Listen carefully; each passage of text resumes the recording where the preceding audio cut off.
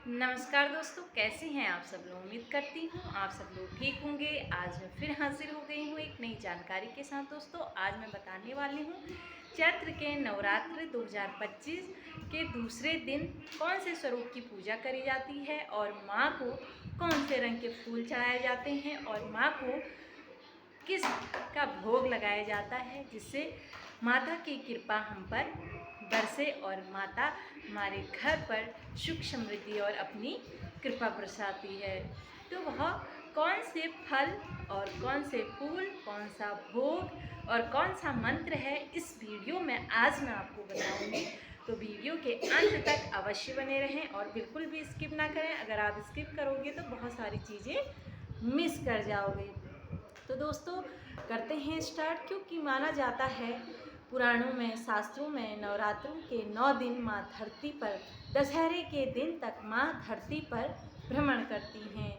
और माँ भ्रमण करती हैं जिस घर में पूजा पाठ, व्रत, उपासना और भजन कीर्तन, शंख, कथा इत्यादि होता है, उस घर में माता अपनी कृपा बरसाती हैं और उन पर अपना आशीर्वाद बनाती हैं और माता की कृपा उसी घर पर बरसती है। और जो लोग तामसिक भोजन का सेवन करते हैं, लड़ाई झगड़ा करते हैं, कलह करते हैं, जिस घर में यह होता है वहाँ से तीनों देवियाँ रुष्ट हो जाती हैं, यानी कि माता लक्ष्मी भी रुष्ट हो जाती है। वहाँ सुख समृद्धि और सुख शांति भंग हो जाती है और जीवन में कई सारी परेशानियाँ उत्पन्न हो जाती हैं।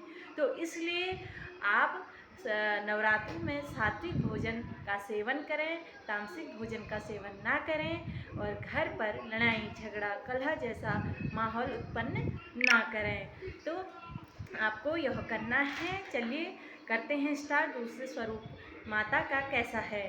तो दूसरे स्वरूप पर माता ब्रह्मचारिणी की पूजा करी जाती है, जिनका स्वरूप भक्ति, ज्ञान, वैराग्य और तपस्या में लीन है। और माता के एक हाथ पर कमंडल विराजित है और दूसरे हाथ पर जप की माला विराजित है। और माता कन्या रूप में सफ़ेद वस्त्र धारण करे हुए हैं।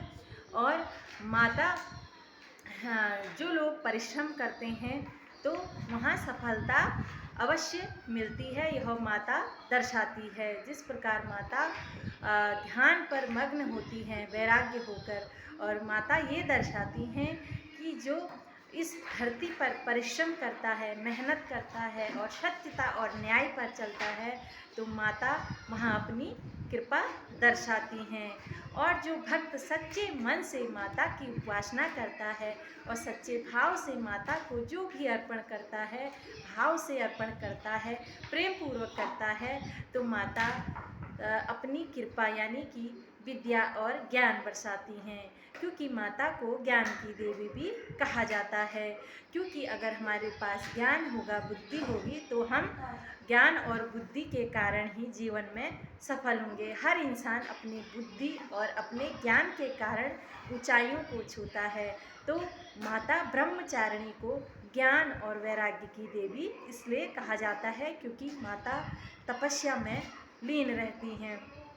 तो माता ब्रह्मचारिणी की कृपा पाने के लिए माता को सफ़ेद और पीले रंग के पुष्प अति प्रिय हैं। तो माता को सफ़ेद और पीले रंग के पुष्प आप अर्पित करें। और माता को दूध की बनी मिठाइयाँ यानी कि सफ़ेद चीज़ जो भी आप अर्पण करोगे तो माता उसे खुशी खुशी स्वीकार कर लेगी। सफ़ेद चीज़ यानी कि दूध से बनी जो भी मिष्ठान, खीर आप बना सकते हैं, दूध से बनी बर्फ़ी बना सकते हैं, खोया बनाकर बर्फ़ी बना सकते हैं, कुछ भी सफ़ेद चीज़ माता को अति प्रिय हैं। और माता को पीले रंग के फल आप अर्पित कर सकते हैं। केला सेब माता को अर्पित कर सकते हैं, जो माता को अति प्रिय हैं। और माता को लौंग, इलायची और माता को यह कपूर, यह चीज़ अर्पित करना है। कपूर आप घर पर नवरात्रि में अवश्य जलाएं। अब कपूर की सुगंध से माता अत्यधिक प्रभावित होती है और माता अपनी कृपा बरसाती है। तो ब्रह्म मुहूर्त में उठ जाना है। ब्रह्म मुहूर्त में स्नान आदि कर आपको अपने मुख्य दरवाजे पर जल का यानी कि गंगा जल का छिड़काव करना है और माता को आमंत्रित करना है सुबह मॉर्निंग में। और आपको सूर्य भगवान को जल चढ़ाने के बाद अपनी आसन की शुद्धिकरण करते हुए आपको पूजा करनी है। धूप दीप अक्षत चंदन लेते हुए हाथ में आपको क्या एक फूल लेना है और चावल लेना है और 1 रुपये का सिक्का लेना है और माता का ध्यान कर कर, माता का आवाहन कर कर, जल का छींटा देकर और माता से जो भी आप मांगना चाहते हैं वह कामना करते हुए माता के ऊपर आपको वो फूल अक्षत और वो 1 रुपये का सिक्का वह माता के तस्वीर या मूर्ति जो भी है वहाँ पर रखना है। उसके बाद आप अपनी पूजा कंटिन्यू करिए। आप जिस प्रकार पूजा करते हैं हाँ, तो माता उस रूप में आपके पास आती हैं। ऐसा कहा जाता है कि जिस भाव से हम भगवान को पूजते हैं भगवान उस भाव में प्रकट होते हैं। तो आप अपनी इच्छा अनुसार पूजा करिए, जैसे सरल तरीके से आप करना चाहते हैं, जैसे आपको अच्छा लगता है आप वैसे करिए। तो माता क्या है, भाव की भूखी हैं। आप श्रद्धापूर्वक जो भी अर्पित करते हैं, दूध से बनी हल्का सा खीर, ज़रूरी नहीं है कि आप काजू किशमिश, अपनी हैसियत के अनुसार जितना आपके पास है उस हिसाब से आप खीर बनाइए। और सफ़ेद रंग की कोई भी या मिठाई बना सकते हैं, जो आपको अच्छा लगे वो आप माता को अर्पित कर सकते हैं। और माता को सफ़ेद और पीले पुष्प अवश्य चढ़ाइए, जिससे माता बुद्धि और ज्ञान आपके घर पर बरसाती हैं या आपको ज्ञान और बुद्धि देती हैं। तो आपको यह करना है। और मंत्र बताती हूँ, या देवी सर्वभूतेषु ब्रह्मचारिणी रूपेण संस्थिता नमस्तस्यै नमस्तस्यै नमस्तस्यै नमो नमः। इस मंत्र का आपको जाप करना है चैत्र के नवरात्र दूसरे दिन 2025 में।